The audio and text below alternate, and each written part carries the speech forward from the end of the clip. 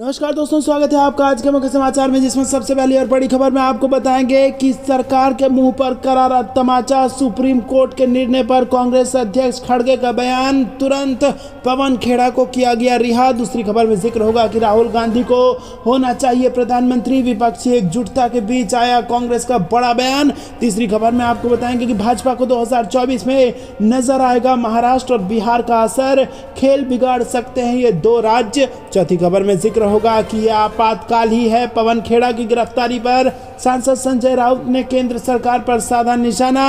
और साथ ही साथ पांचवी खबर में जिक्र होगा कि शरद पवार और उद्धव ठाकरे ने जमकर की है राहुल गांधी की तारीफ। महाराष्ट्र में हो सकता है भाजपा का सूपड़ा साफ। दोस्तों, हर एक खबर की गहराई में आपको ले जाएंगे, लेकिन उससे पहले अगर आपको भी ऐसा लगता है कि 2024 में बन रही है कांग्रेस सरकार, तो वीडियो को लाइक, चैनल को सब्सक्राइब और बेल आइकन दबाकर कमेंट में लिखिए जय हिंद। दोस्तों, रुक करते हैं सबसे पहली और बड़ी खबर की तरफ। ये सरकार के मुंह पर करारा तमाचा। सुप्रीम कोर्ट के निर्णय पर कांग्रेस अध्यक्ष खड़गे ने दिया ये बयान। जी हां दोस्तों, आपको बता दें कि उच्चतम न्यायालय ने गुरुवार को आदेश दिया कि प्रधानमंत्री नरेंद्र मोदी के खिलाफ कथित टिप्पणियों को लेकर असम पुलिस द्वारा गिरफ्तार किए गए कांग्रेस नेता पवन खेड़ा को 28 फरवरी तक अंतरिम जमानत पर रिहा किया जाए। प्रधान न्यायाधीश DY चंद्रचूड़ की अध्यक्षता वाली 3 न्यायाधीशों की पीठ ने कहा कि दिल्ली में सक्षम मजिस्ट्रेट के सामने पेश किए जाने पर खेड़ा को अंतरिम जमानत पर रिहा कर दिया जाए। जी हां दोस्तों, आपको बता दें कि सरकार ने पवन खेड़ा को परेशान करने की कोशिश की। ये बड़ा बयान दिया है मल्लिकार्जुन खड़गे ने और कहा कि मैं सुप्रीम कोर्ट के आदेश से खुश हूं और ये उन लोगों के मुंह पर करारा तमाचा है। मैं भाजपा के इस कृत्य की निंदा करता हूं। संसद में भी हमें मुद्दे उठाने से रोका गया। वो बोलने की आजादी को खत्म करने की कोशिश कर रहे हैं और लोकतंत्र खतरे में है। तो दोस्तों, क्या आपको भी ऐसा लगता है कि इस प्रकार की हरकत भाजपा को नुकसान पहुंचाएगी और इससे भाजपा को ऐसा नुकसान पहुंचेगा कि 24 में जनता भी सबक सिखा देगी? क्या कुछ आपको लगता है, कमेंट जरूर करके बताइए और वीडियो लाइक करना मत भूलिएगा। रुक करते हैं अगली ब्रेकिंग न्यूज की तरफ। राहुल गांधी को होना चाहिए प्रधानमंत्री, विपक्षी एकजुटता के बीच आया कांग्रेस का बड़ा बयान। जी हां दोस्तों, कांग्रेस के वरिष्ठ नेता और पूर्व केंद्रीय मंत्री शकील अहमद ने वीरवार को कहा कि 2024 के लिए बनने वाले विपक्षी गठबंधन का नेतृत्व उनकी पार्टी को करना चाहिए और सरकार गठित होने पर राहुल गांधी को प्रधानमंत्री होना चाहिए। उन्होंने यह बयान ऐसे समय दिया है जब विपक्षी एकजुटता के संदर्भ में लगातार चर्चा हो रही है। अहमद ने कहा कि ईमानदारी की बात यही है कि देश में 2 राष्ट्रीय दल हैं, एक भारतीय जनता पार्टी है, दूसरी कांग्रेस है।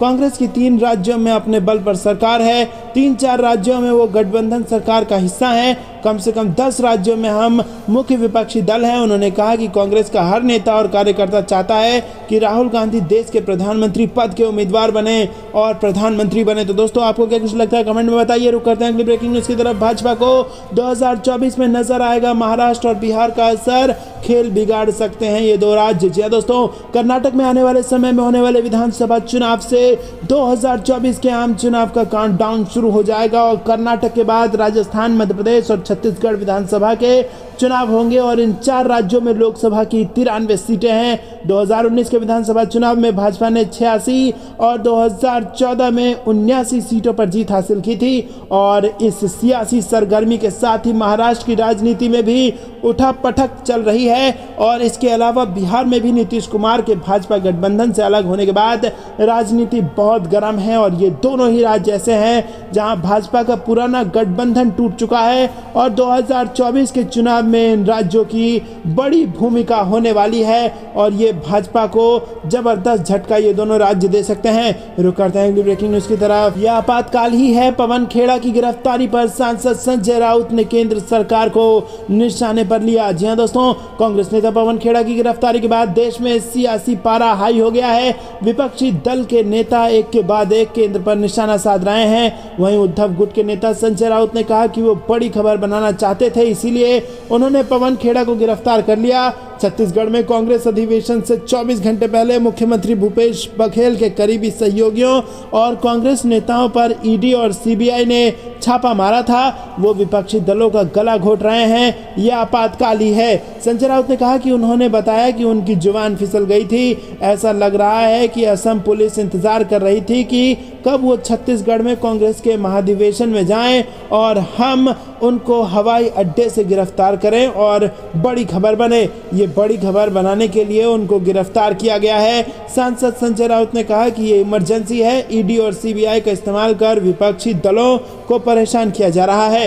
रुक करते हैं अगली ब्रेकिंग न्यूज की तरफ। शरद पवार उद्धव ठाकरे ने जमकर की राहुल गांधी की तारीफ। जी हां दोस्तों, अगले साल 2024 में होने वाले लोकसभा चुनाव से पहले विपक्ष एकजुट होता नजर आ रहा है। 2024 में राहुल गांधी विपक्ष के पीएम उम्मीदवार हो सकते हैं, इसके भी संकेत सामने आ रहे हैं। कांग्रेस के नेतृत्व में विपक्षी दलों के गठबंधन की आवाज अब मुखर हो रही है और उद्धव ठाकरे के बाद एनसीपी प्रमुख शरद पवार ने भी कांग्रेस के नेतृत्व वाले विपक्ष की वकालत की है और साथ ही दोनों नेताओं ने कांग्रेस नेता राहुल गांधी की जमकर तारीफ भी कर दी है। रुक करते हैं अगली ब्रेकिंग न्यूज की तरफ। गर्मी के लिए हो जाए तैयार, 5 दिनों में 5 डिग्री बढ़ सकता है पारा, टूट सकते हैं कई पुराने रिकॉर्ड। जी हां दोस्तों, देश के कई हिस्सों में गर्मी ने दस्तक दे दी है। दिल्ली में बढ़ता तापमान हर दिन नए रिकॉर्ड बना रहा है और आने वाले 5 दिनों में ये और ज्यादा बढ़ेगा। भारतीय मौसम विज्ञान विभाग ने गुरुवार को कहा कि उत्तर पश्चिम, मध्य और पूर्वी भारत में अगले 5 दिनों में अधिकतम तापमान सामान्य से 3 से 5 डिग्री अधिक दर्ज किया जा सकता है।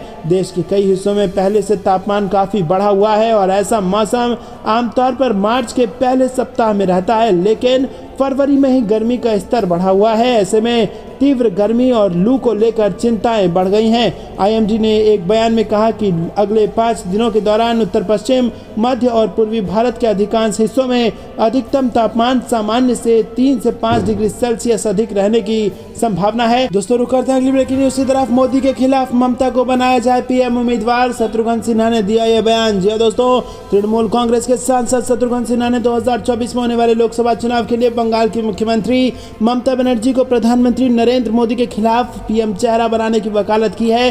शत्रुघ्न सिन्हा ने कहा कि ममता बनर्जी ने पिछले विधानसभा चुनाव में बीजेपी को पश्चिम बंगाल में धूल चटा दिया था और 2024 में वो बेहतर प्रदर्शन करेंगी और इसी कारण से वो प्रधानमंत्री बनने के लिए योग्य चेहरा है। शत्रुघ्न सिन्हा ने कहा कि ममता बनर्जी क्यों नहीं पीएम का चेहरा हो सकती हैं, उन्होंने साबित करके दिखाया है। ममता बनर्जी स्ट्रीट फाइटर हैं और पीएम मटीरियल भी। ममता के अंदर क्षमता है कि वो देश का नेतृत्व कर सकती हैं। शत्रुघ्न सिन्हा ने कहा कि विपक्ष का प्रधानमंत्री उम्मीदवार कौन होगा वो चुनाव जीतने के बाद पता चल जाएगा। शत्रुघ्न सिन्हा ने कहा कि 2024 में बीजेपी को हराने के लिए विपक्षी एकता बहुत जरूरी है। रुक करते हैं ब्रेकिंग न्यूज की तरफ। कांग्रेस महासचिव से डरी हुई है बीजेपी, पवन खेड़ा की गिरफ्तारी पर बोले मुख्यमंत्री बघेल। जी हां दोस्तों, कांग्रेस नेता पवन खेड़ा को दिल्ली एयरपोर्ट पर पुलिस द्वारा रोके जाने के मामले में छत्तीसगढ़ मुख्यमंत्री भूपेश बघेल का बयान आया है। उन्होंने कहा कि पवन खेड़ा को विमान से उतारना दर्शाता है कि बीजेपी कांग्रेस महाधिवेशन से डरी हुई है, इसीलिए हमारे नेताओं को छत्तीसगढ़ आने से रोक रही है। उन्होंने कहा कि एक तरफ बीजेपी प्रदेश में छापेमारी कर रही है, हमारे कार्यक्रम को रोकने की कोशिश कर रही है और वहीं दूसरी तरफ कांग्रेस के हमारे नेताओं को छत्तीसगढ़ आने से रोका जा रहा है। पवन खेड़ा को विमान से उतारना दर्शाता है कि भाजपा कांग्रेस महाधिवेशन से बुरी तरह डर चुकी है। बता दें कि कांग्रेस के राष्ट्रीय महाधिवेशन में भाग लेने के लिए रायपुर जा रहे पार्टी के मीडिया विभाग के प्रमुख पवन खेड़ा को बृहस्पतिवार को रायपुर जाने वाले विमान से नीचे उतार दिया गया और बाद में पुलिस ने हिरासत में ले लिया। रुक करते हैं अगली ब्रेकिंग न्यूज की तरफ। हर बॉल पर मारूंगा छक्का, अखिलेश यादव ने सीएम योगी को दिया क्रिकेट मैच खेलने का चैलेंज। जी हां दोस्तों, उत्तर प्रदेश विधानसभा में राज्यपाल के अभिभाषण पर बोलते हुए समाजवादी पार्टी के राष्ट्रीय अध्यक्ष और नेता प्रतिपक्ष अखिलेश यादव ने मुख्यमंत्री योगी आदित्यनाथ को क्रिकेट खेलने का चैलेंज दिया है। खास बातचीत में अखिलेश यादव ने कहा कि वो हमसे मैच खेलने आए, मैं उनकी हर बॉल पर छक्का मारूंगा। पूर्व सीएम अखिलेश यादव ने कहा कि सबसे बड़ी बात है कि एक तो कोई स्टेडियम नहीं बनवाया, इन्हें शपथ लेनी होती है तो सपा के बने स्टेडियम में जाते हैं, ओलंपियंस को सम्मान देना होता है तो भी सपा के स्टेडियम में जाते हैं, हाथ मिलाकर मैच देखने चले गए तो जनता को लगा कि वो जनता को बता रहे हैं कि उन्होंने स्टेडियम बनाया है। जातिगत जनगणना को लेकर विधानसभा के अंदर दूसरी पार्टियों से सपोर्ट मांगने पर पूर्व सीएम अखिलेश यादव ने कहा कि पूरे यूपी की जनता चाहती है कि जातिगत जनगणना हो। दोस्तों रुक करते हैं अगली ब्रेकिंग न्यूज की तरफ। मल्लिकार्जुन खड़गे का ऐलान, चाहे 100 मोदी और शाह आ जाएं, 24 में बनेगी कांग्रेस की नेतृत्व वाली सरकार। जी हां दोस्तों, 2024 चुनाव को लेकर अब राजनीतिक वार पलटवार का दौर शुरू हो गया गया है। 2024 को लेकर सभी पार्टियों के अपने अपने दावे हैं और इन सब के बीच कांग्रेस के राष्ट्रीय अध्यक्ष मल्लिकार्जुन खड़गे नागालैंड में थे और नागालैंड में एक चुनावी जनसभा को संबोधित करते हुए उन्होंने ऐलान कर दिया कि 2024 के लोकसभा चुनाव में कांग्रेस विपक्षी गठबंधन का नेतृत्व करेगी और भाजपा को हरा देगी। उन्होंने साफ तौर पर कहा कि हम अन्य दलों के साथ बहुमत को प्राप्त करेंगे, चाहे 100 मोदी और शाह क्यों ना आ जाएं। उन्होंने कहा कि एक मजबूत गठबंधन के लिए विपक्षी दलों के साथ बातचीत जारी है और इसके साथ एक लड़के ने यह भी कह दिया कि नरेंद्र मोदी ने कई बार कहा है कि मैं अकेला आदमी हूं जो देश का सामना कर सकता हूं, कोई अन्य व्यक्ति मुझे छू नहीं सकता। दोस्तों रुक करते हैं अगली ब्रेकिंग न्यूज की तरफ। विकास यात्रा से जनता ने बीजेपी नेता को खदेड़ा, लगाए मुर्दाबाद के नारे, वीडियो हो गया वायरल और भाजपा की हुई किरकिरी। जी हाँ दोस्तों, इन दिनों पूरे मध्य प्रदेश में बीजेपी की विकास यात्रा चल रही है और इसमें नेता गली मोहल्ले और गांव में जाकर शिवराज सरकार के कामों का बखान और पार्टी का प्रचार कर रहे हैं। इसमें कई स्थानों पर उन्हें भारी विरोध का सामना करना पड़ रहा है, वहीं कई स्थानों पर भारी समर्थन भी मिला है। जनता के आक्रोश का एक वीडियो सामने आया है छतरपुर से, जहां गुस्साई जनता बीजेपी के नेता अरविंद पटेरिया को खदेड़ती हुई नजर आ रही है। बीजेपी की विकास यात्रा लवकुश नगर के हरद्वारगंज में पहुंची थी और यहां सरकार का प्रचार करने के लिए जो नेता पहुंचे थे उनको यहां पर लोगों ने खदेड़ दिया और मुर्दाबाद के नारे लगाए। रुक करते हैं अगली ब्रेकिंग न्यूज की तरफ। अडानी को झटका, बिगड़ते माहौल में एक और कंपनी ने छोड़ा साथ, डील हो गई कैंसिल। जी हां दोस्तों, गौतम अडानी ग्रुप को एक के बाद एक झटका मिल रहा है। हिंडनबर्ग रिपोर्ट और विकिपीडिया के खुलासे के बाद अडानी ग्रुप की मुसीबत लगातार बढ़ती जा रही है और अब सीके बिरला समूह की फर्म ओरिएंट सीमेंट ने बुधवार को कहा कि उसने अडानी पावर महाराष्ट्र लिमिटेड के साथ नॉन बाइंडिंग एमओयू को कैंसिल कर दिया है। बता दें कि इससे पहले डीबी पावर ने भी अडानी पावर के साथ होने वाली 7,000 करोड़ की डील को कैंसिल कर दिया और इतना ही एक सरकारी कंपनी पीटीसी इंडिया के साथ भी अडानी की डील रुक गई है। दोस्तों रुक करते हैं अगली ब्रेकिंग न्यूज की तरफ। सीएए और एनआरसी का जिक्र कर ममता बनर्जी का बीजेपी पर हमला, कहा हम उन्हें दिल्ली से बाहर कर देंगे। जी हां दोस्तों, मेघालय इलेक्शन 2023 से जुड़ी ये बड़ी खबर आ रही है। मेघालय विधानसभा चुनाव को लेकर तृणमूल कांग्रेस की मुखिया और पश्चिम बंगाल की मुख्यमंत्री ममता बनर्जी ने बुधवार को बीजेपी पर निशाना साधा।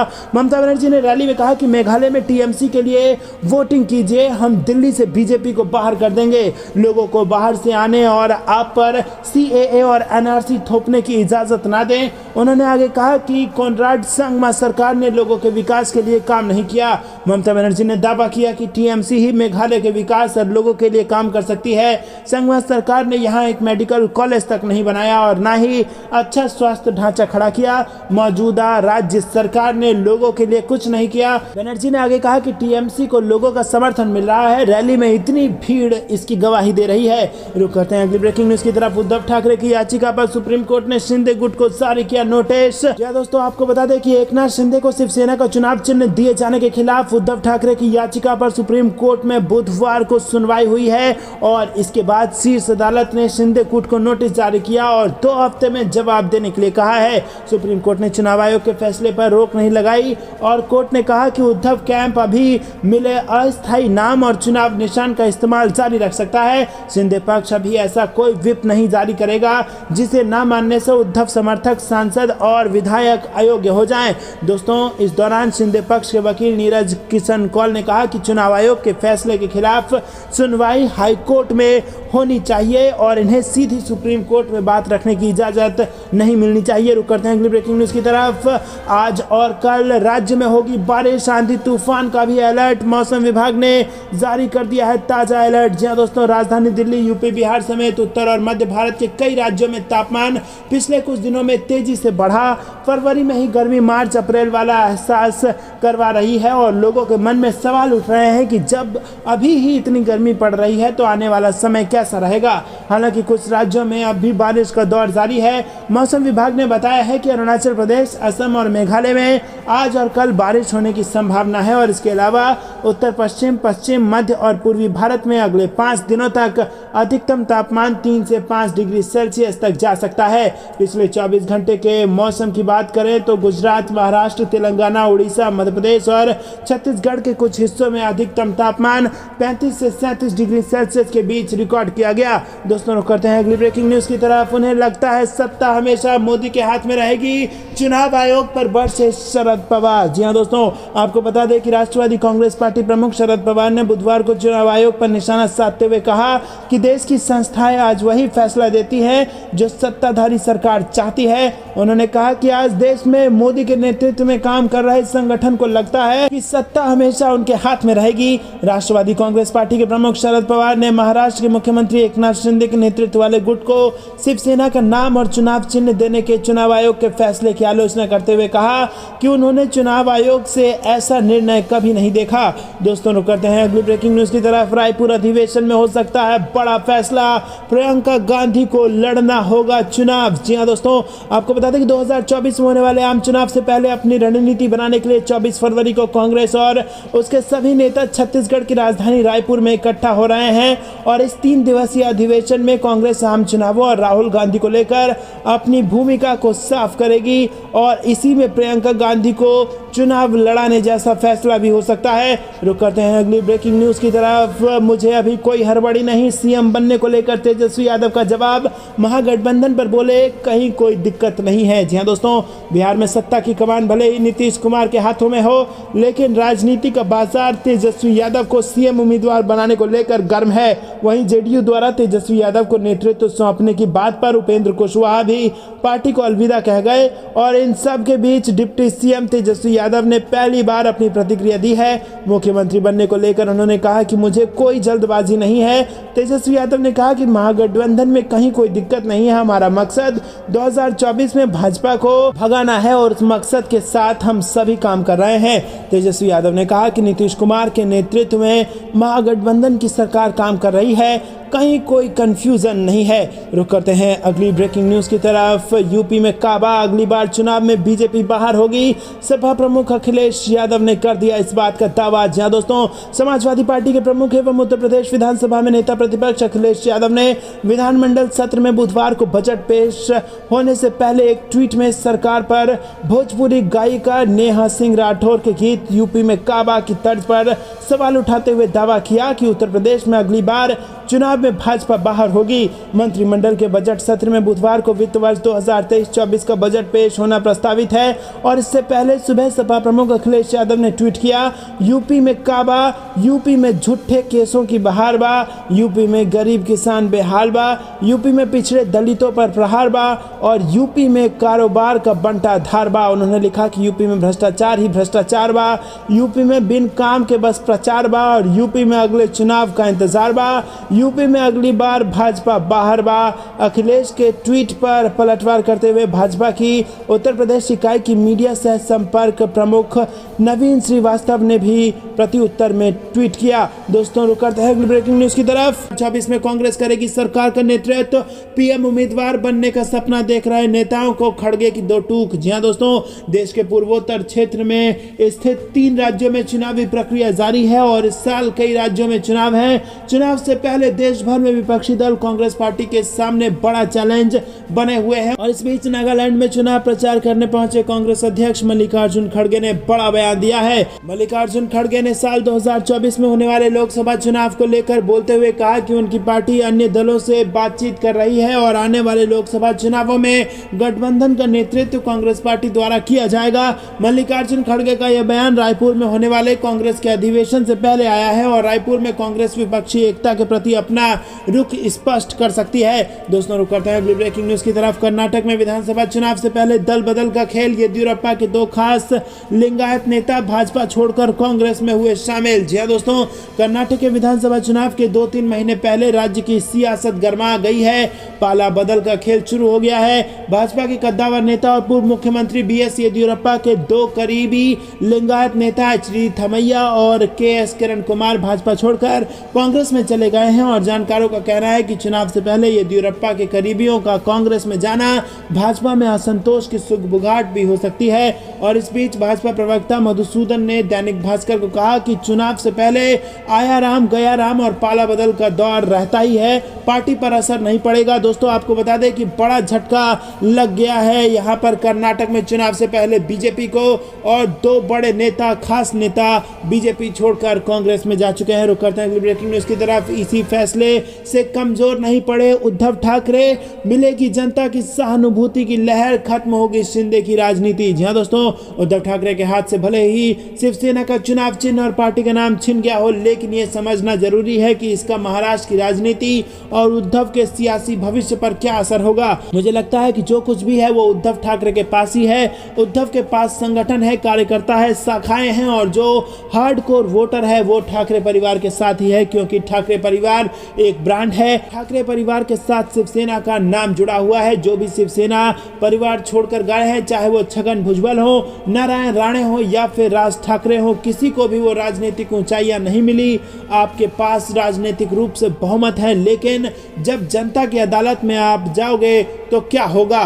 दोस्तों आपको बता दें कि अंधेरी ईस्ट विधानसभा में जो उपचुनाव हुए, अगर एकनाथ शिंदे अपने आप को ओरिजिनल शिवसेना मानते हैं तो वो जरूर चुनाव लड़ते, क्योंकि शिवसेना के विधायक के निधन के कारण से ये सीट खाली हो गई थी। लेकिन एकनाथ शिंदे के पास न उम्मीदवार था, न संगठन था और न मतदाता। यही वजह है कि उन्होंने वो सीट बीजेपी को सरेंडर कर दी। लेकिन बीजेपी को ये पता लगा कि इतनी बड़ी सहानुभूति शिवसेना के साथ है, तो वो भी बैकआउट कर गई।